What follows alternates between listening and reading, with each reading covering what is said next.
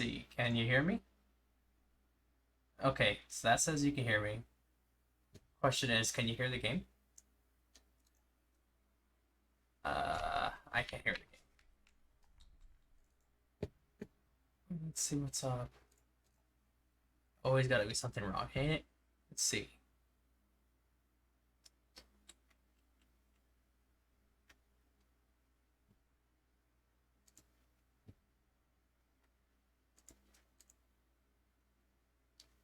Uh,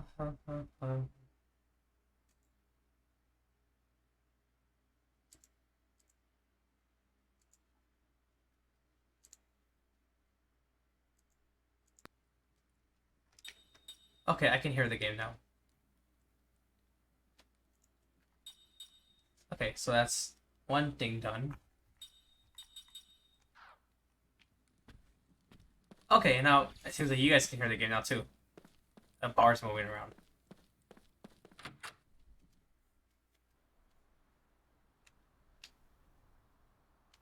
Okay, there are monsters showing up on the side of town. Awesome. So, last we left off, Kaim's daughter had just passed away. And her children, or our Kaim's grandchildren, they're joining the team. Wait, I don't even remember if I checked. 30. Booked correctly. Oh, not just the grand. Okay, just Hook.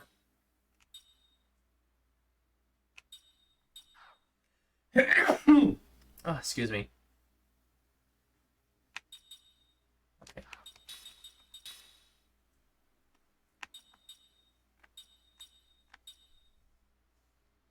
That's a good skill. What about the Immortals?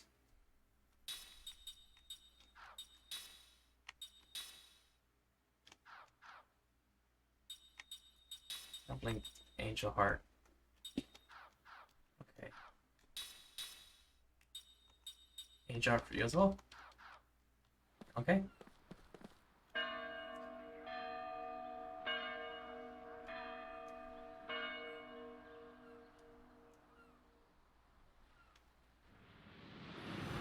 Ooh, a memory. Oh yeah, I forgot to mention, my VTuber model isn't working with the game right now, so it took me a little bit longer to set up stream. It was before. I wasn't expecting it to just start working all of a sudden, so I'll be getting that set up for next stream, next time we play Lost Odyssey. But for now, I'm sorry you just got to deal with P&G me, I guess.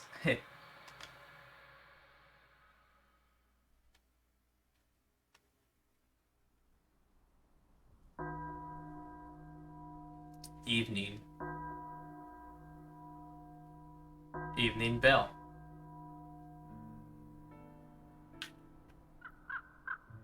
Rolling farmland spread out before him. Kaim harvests vegetables, wielding his hoe with deep concentration. The sky on this autumn evening is a deep crimson. Maybe we should call it a day, says the heavy-set woman who owns the farm. She drops an armload of vegetables onto the basket. Kaim nods and wipes the sweat from his brow. You're a tremendous help, says the woman.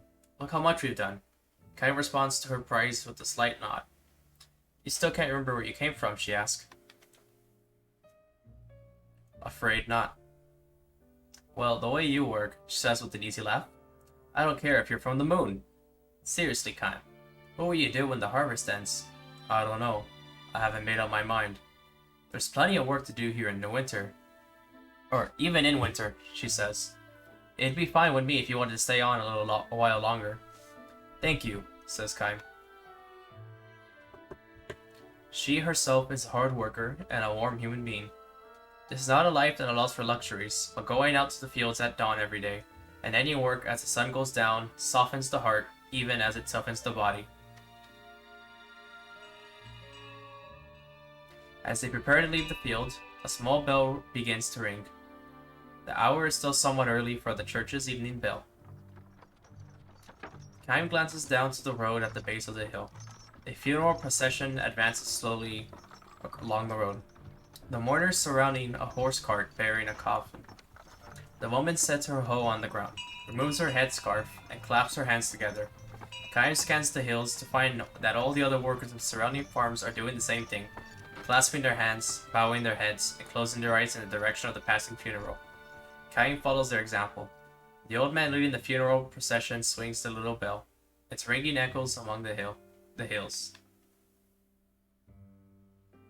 The mourners pass in silence. The women in black veils, the men in black coats, heads bowed.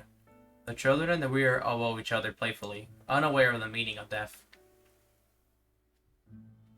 When the funeral has passed, the woman raises her head and blinks her moistened eyes. The one who passed away is going home, she says. Home? Kaim asks, somewhat startled. Home, to the soil, to the sky, to the sea, like all living things. Kaim nods in silent recognition.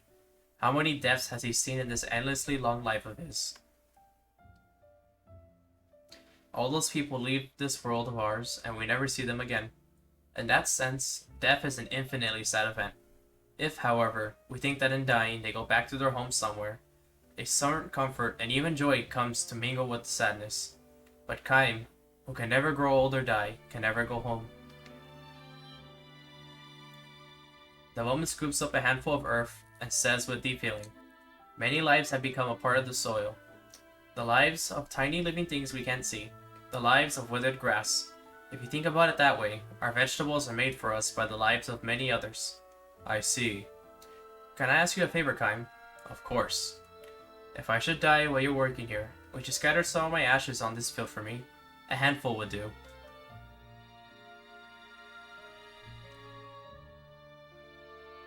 Kaim is at a loss for words. He forces a smile. Husband dead, children on their own. The woman lives by herself on the farm.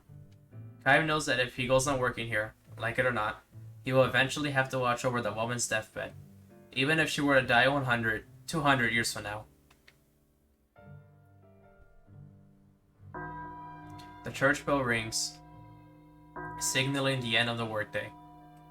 The woman clasps her hands before her, as she did when the funeral passed. I have been allowed to come safely through one more day. For this I give my heartfelt thanks. May tomorrow be another healthy day for me. A voice in prayer resounds forcefully in Kaim's breast. This happens every time he hears the church's evening bell. The conviction overtakes him that he does not belong here. Ma'am, he says to the woman after the last chime resounds. Yes? Wouldn't you say that people give thanks for each safe day, and pray for good fortune in the day to come, because they know their lives will end? But what's wrong, Kaim? I'll be leaving the village when the harvest is over. Why? All of a sudden, what happened? I have no right to live here, he says. Ignoring her stupefaction, Kaim lifts the vegetable basket in both arms. He takes another good, long look at the setting sun. Where will you go, Kaim, if you leave here? I don't know. Somewhere. Are you just going to keep wandering like this? I don't have any place to go home to, says Kaim. Hoisting the basket onto his shoulder, he starts down the hill. His back glows red in the setting sun.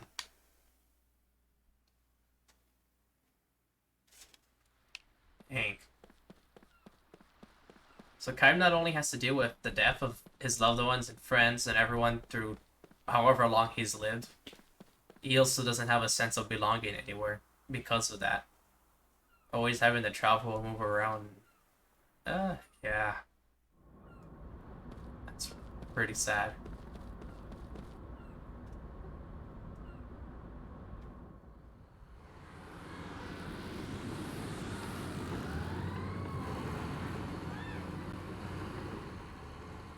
You know war's a thankless job. Apparently not. Huh. Jansen. Damn, they must be planning to invade Ura.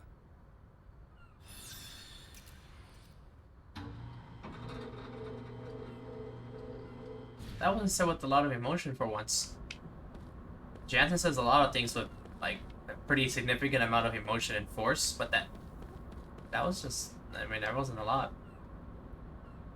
I don't know what else to say. Jansen just was emotionless for a second, I guess, which kind of was a surprise. It kind of shocked me.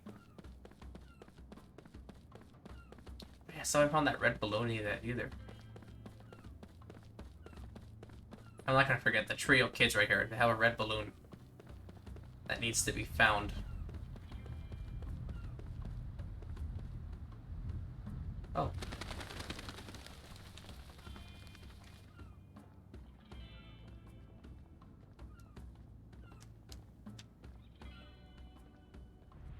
Oh, another dream.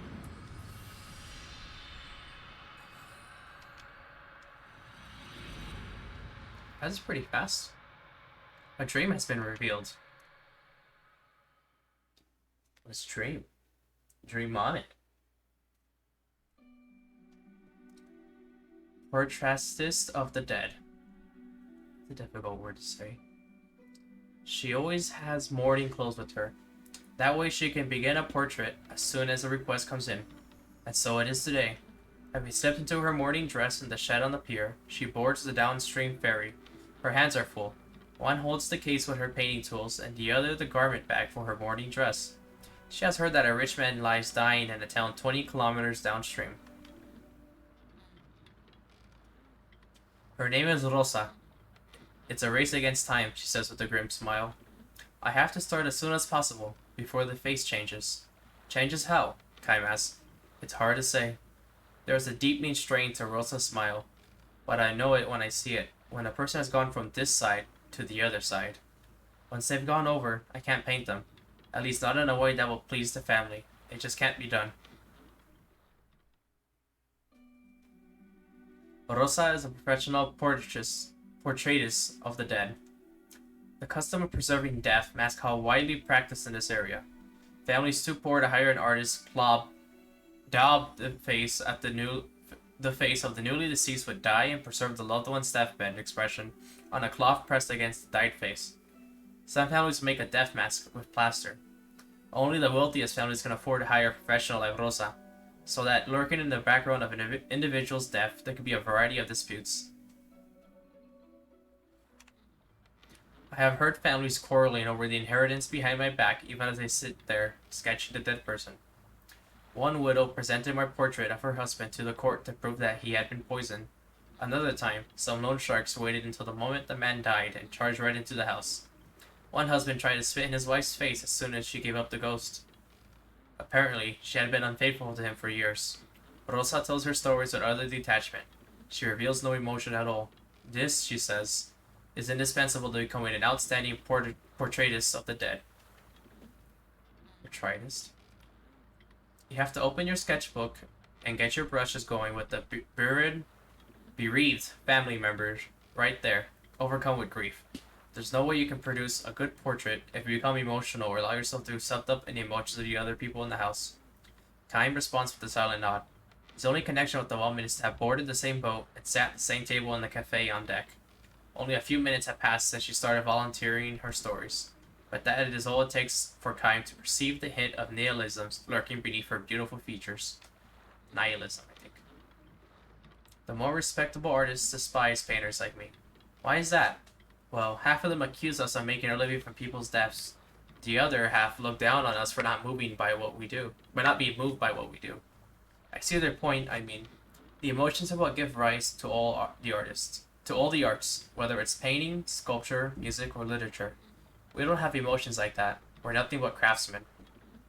Rosa speaks without a hint of either self-mockery or pride. Her tone suggests that she is merely stating the obvious in an obvious way. Kaim takes a sip of his rye whiskey. Rosa drinks from her rose-petal tea. A boat makes its leisurely way downstream. The season is spring. The river is high with snowmelt, with white water birds have settled on its surface. Strange, Rosa says with a giggle. When I first saw you, I thought you and I must be members of the same profession, which is why I took the initiative to speak to you. Kaim gives her a strange smile. He knows nothing about painting. He is fairly certain there is nothing about his appearance that would cause him to be mistaken for an artist. It well could be, however, that in the profile of this man drinking whiskey alone in the afternoon, Rosa has recognized the hue of nihilism as unlike her own. Or then again, she might have perceived the shadow of the other side, clinging fast to Kaim's back.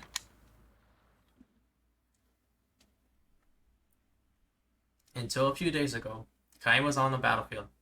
There he witnessed the killing of many enemies and many allies, but he was unmoved by any of it. Such youthfulness has long since vanished from him. Though outwardly changed, Kaim has lived through several centuries. Rosa says that she is in her mid-30s and in her 10th year since becoming a portraitist of the dead, which apparently puts her near the beginning of her career. If you wouldn't mind, she adds, I have a few more things I'd like to discuss with you. When Kaim nods silently in compliance, Rosa thanks him and gives him her first heartfelt smile of the day. Portraitists of the dead are never present while the subject is dying. The very fact that such a professional has been called means that the person's death is imminent, and so there is seen as a presence of ill omen and even defilement. A family member or friend who has been at the bedside dares to broach the subject quietly in another room. Do you think it may be the time to call a painter? The answer, whether too soon for that, or I think you may be right, is delivered in guarded tones. Introduced to the family by the church, the portraitist never enters the house by the front door. Rather, he or she goes to the back and is shown a room where the sun cannot penetrate. Therefore, the painter changes into mourning clothes and waits for the announcement of the death. Oh, there. Eventually, a quiet knock on the door is followed by a summons to appear, and the painter dressed in mourning is sent to work. Not all deaths occur at the end of long lifetimes, of course. All too often, the painter must depict the face of one who has died young of illness or accident. The face that emerges in the artist's sketchbooks radiates the delicate vivacity of one who has just crossed the border dividing life from death, one who has only moments before transmitted from this world to the other world. The work presented to the family is an oil painting done from the sketch, but Rosa believes the sketch itself is far more authentic portrait of the dead. There is nothing quite like the atmosphere in a room where someone has just died. How to put it? It's as though the flow of time has stopped, or time itself has melted into the very air. The sobbing and the wailing sound as if they might last forever. The only movement of time in all this being the way the face of the dead person emerges little by little onto the blank white page of the sketchbook. She hands him her thick sketchpad. See, she says, showing him countless faces of the dead. This is 2 years' worth. Many of the faces are peaceful, but others are full of agony, and all without exception possess a mysterious presence. They differ unmistakably from faces in sleep. Neither, however, do they look dead. They seem as if they might open their eyes at any moment or just as easily crumble into ash. They hover, man and woman alike, on the very brink of death. After the body has cooled, it's too late. It's also too late if the family has begun making its preparations for the funeral. The game is won or lost in those very few minutes following the death itself. All we can do is start sketching, as efficiently and expeditiously as possible. With a painful smile, Rosa adds, in the eyes of the family, though, that makes me a cold-hearted woman. Kaim turns the pages of her sketchbook, saying nothing. He would like to tell her that it is the same on the battlefield. There, no one has time to mourn the death of a soldier. If you're busy shedding tears instead of doing the next things you have to do, you end up being one of those forced to travel to the other world. The final sketch in the book is unfinished, the face of a young girl. The general outlines of her hair and face are sketched in, nothing more.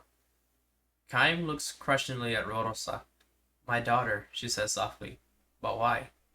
A portrait of the dead reaches full maturity in the profession when she is able to paint a member of her own family, which only makes sense. I mean, how self-serving is it if you can be coldly objected towards the death of a stranger, why not toward a member of your own family?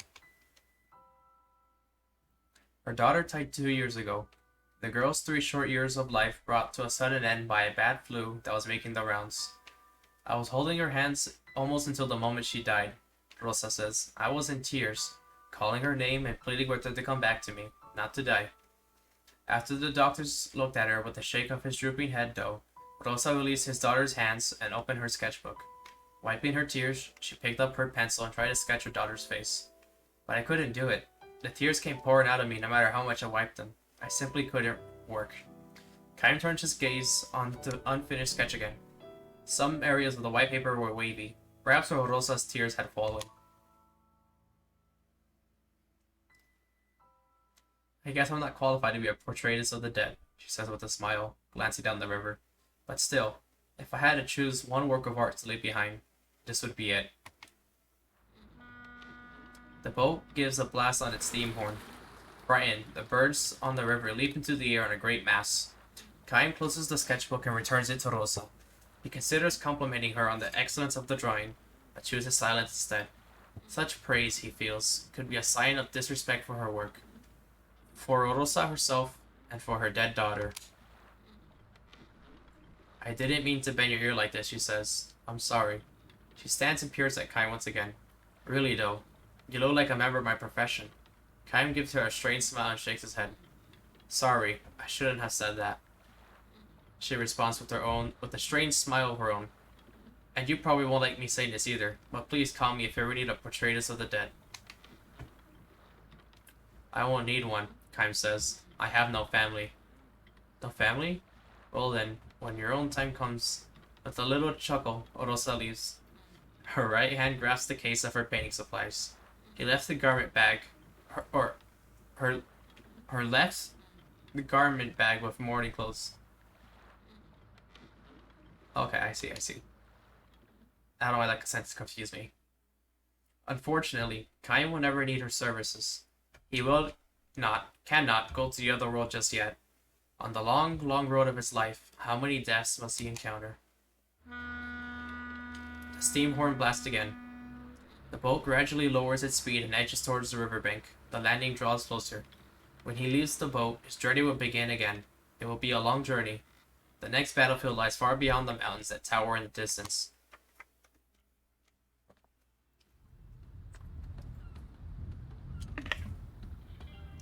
Yeah, I can see why a lot of people, especially, at any time of history, wouldn't like someone drawing their family members when they're deceased. Painting them.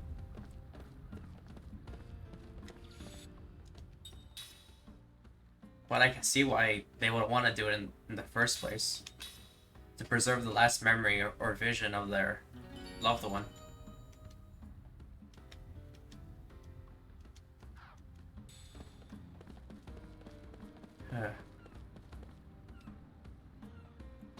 Oh. Well, I almost forgot to mention.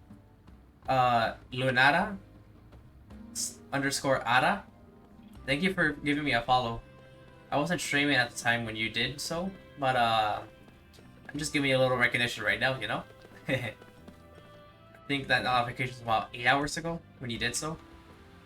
I apologize for streaming so late, everyone. I've just been kind of busy today. It's my day off, but like, doing everything on my own, it's a little tough sometimes. But I can handle it. Now it's time to go to the Crimson Forest to save the young boy. Whose name I don't remember. Darn, it sucks.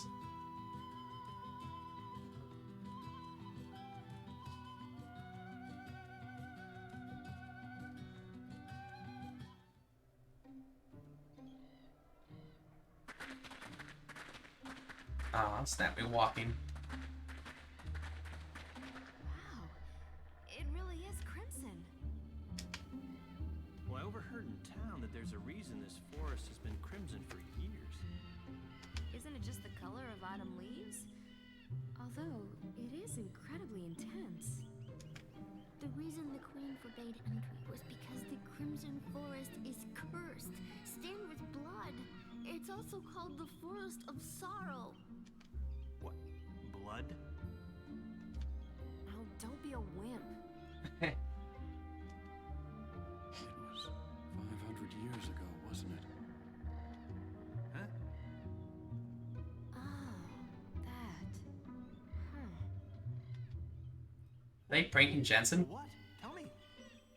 500 years ago, a country to the east invaded Numara. This forest is now crimson, the color of the blood from those who fell in that battle. Who knows how many thousands of forgotten soldiers lie beneath the soil, staining this forest red for eternity.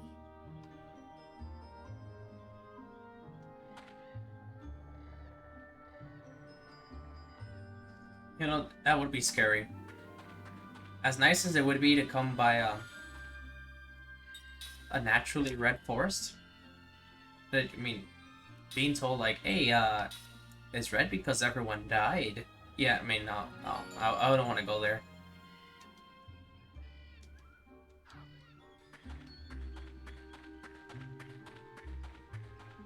Oop, I can actually check these. Oh, that's not safe. Can I kick these ones though? Cannot. Okay. Alright, let's see the new enemies here. Not underestimate me. Yeah, don't.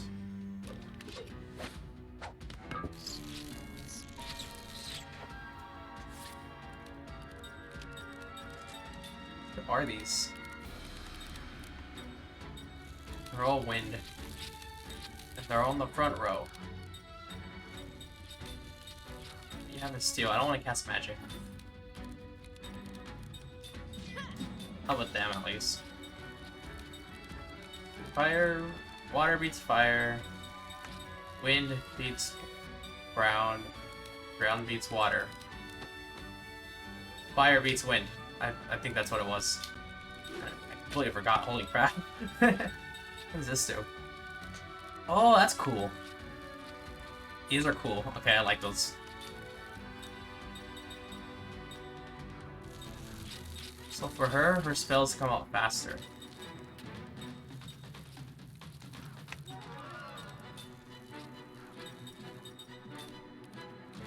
Let's give this to Jansen real quick then. Good.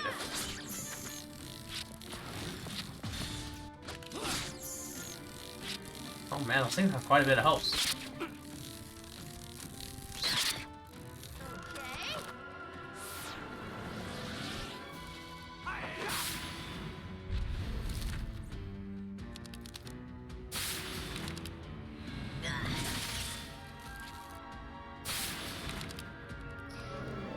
Oh!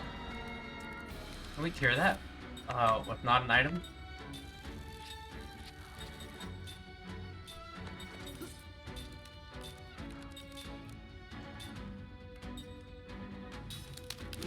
Oh, wait. Why isn't Cook getting an action?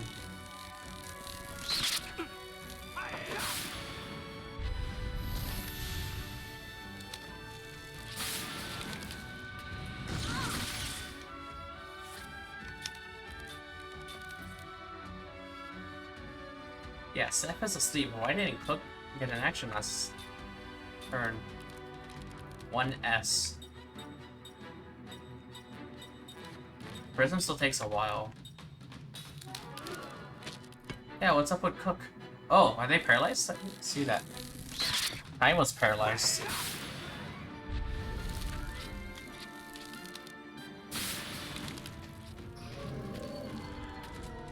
Okay, so we should probably equip anti-paralysis weapons because you guys have a lot of status effects like that. Yeah, what's up with Cook? Okay, now everyone, I can use her. Okay. That's what I was saying. I mean, honestly, I don't even know what I was gonna say. I just want to use magic. Heal. Oh, magic wouldn't be that.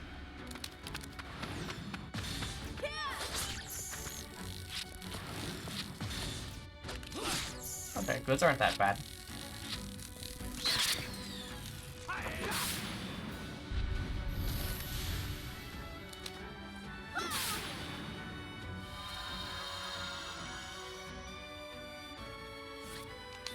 Now just beat him up.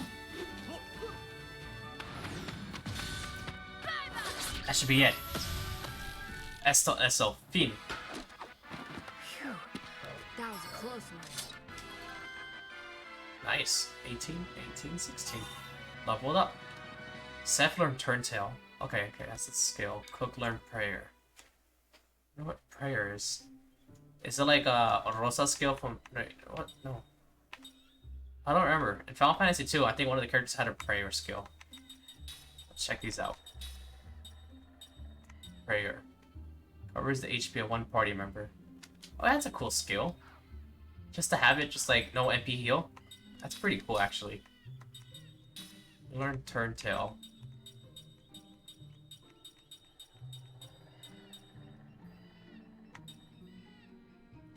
You can equip the treasure glasses.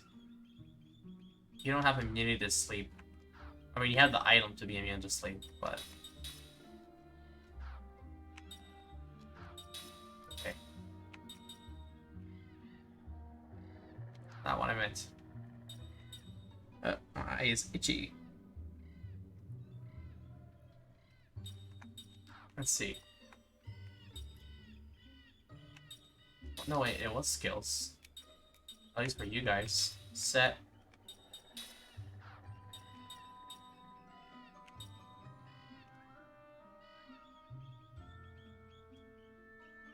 How am I? My right eye's gonna itch right now. Let's get rid of this, put anti-paralysis. Keeps.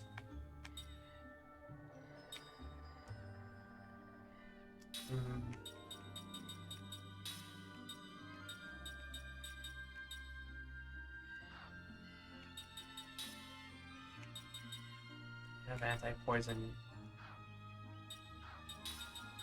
Maybe you have that recovers MP return circuit. You have that.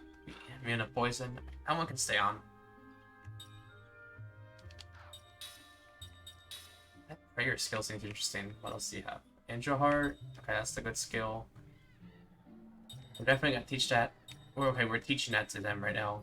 Then we're gonna give them concentrate. Cast and support. Cast and support would work really well with Kaim and Seth, giving it to Jansen, and she can probably cast concentrate. That way she can save some MP because hers is a little bit less than Jansen's. Okay, okay. Oh, I can hit this too. It's a pile of rocks. I don't remember what they call those. I just saw a manly badass hero play a game with the seal and they're like setting up the rocks. I forgot what they called them. It's this right here. It's Max. I wonder if he slipped. You know that kid's not too bright after all. That's what you call siblingly love. Yeah, my brother. Yeah, he's a dunce. He's a blockhead. Mac must be ahead of us. Let's go. Yeah, let's go find Mac. But before we do that, there might be items. Actually, can we actually go over there? Doesn't look like we can. Oh, no, we can. Okay, so that's where we go. Save that. Sorry, Mac, you're gonna have to wait a little bit. There's some items. I gotta find these items first. Okay, so I can't kick those ones. I have to kick all ones. I can hit this. Let's break this. Someone took the time to build this. Whoa, what was that? It's a fight. Don't let him get away! They really just didn't want me to break their rocks. Whoa, what? What are those? Oh, they're fire spirits. Okay, that's pretty cool. They're weak against water, obviously.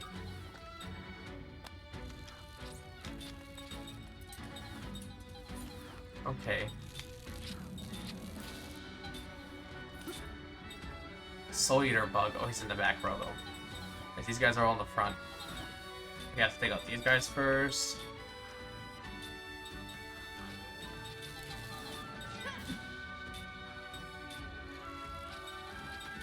I think we should cost all barricade, and the fire spirit's probably gonna need the old shield.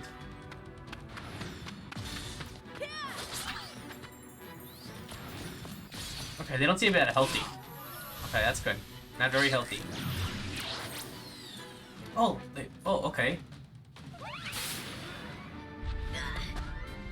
So the big bug eats them slower. Oh, don't cast on a mage. I guess casting on Seth is okay. Seth is pretty fast.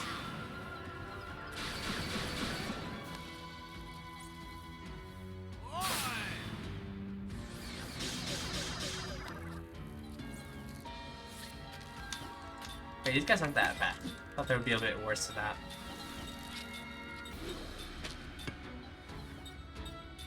Oop, not what I want to do.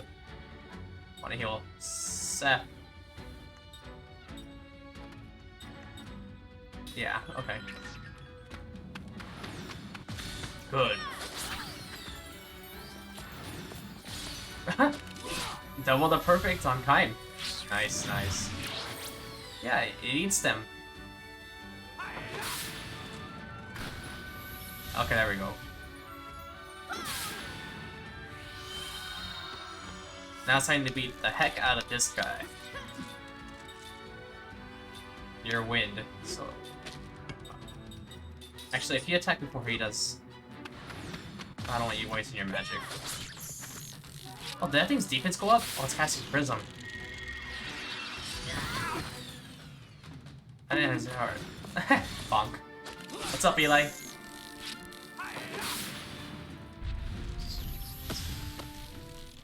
That's a good timing. The entire party got bonked. Oh, Cook is leveling up fast. Angel Heart. Nice, nice. You haven't seen me play Lost Odyssey for a while, huh? I mean, granted, I haven't played it in a little bit. Let's do one of those. Then we'll use items because I don't want to over-conserve items. I did buy these for a reason. Let's do the slot seat on both of you guys. Oop. Not you. Okay. We're going to give you Angel Heart, both of you guys. Wait. Oh, oops. It's right here. Anti-paralysis. This is good for when bosses are there. But I honestly kind of want to get rid of Steel and put that new skill. That's why I need a skill link. Skill link. Hook. You don't have a lot of MP. Casting support costs 20, so you can only cast that once. I'll give you prayer. You have way more MP, so I'll give you casting support. There we go. And I think that's good. Oh, Eli, you know what these are called? When you, like, stack a bunch of rocks up? I'm gonna knock them down, granted, but, like, you know, you stack a bunch of rocks up. I don't even know what it's called anymore. I saw a video from this guy called Manly Badass Hero. Probably heard of him. Crystal Fragment.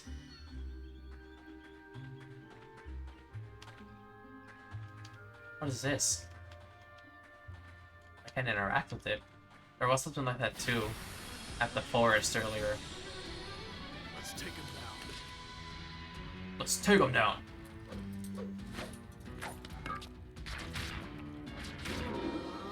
Oh. Water.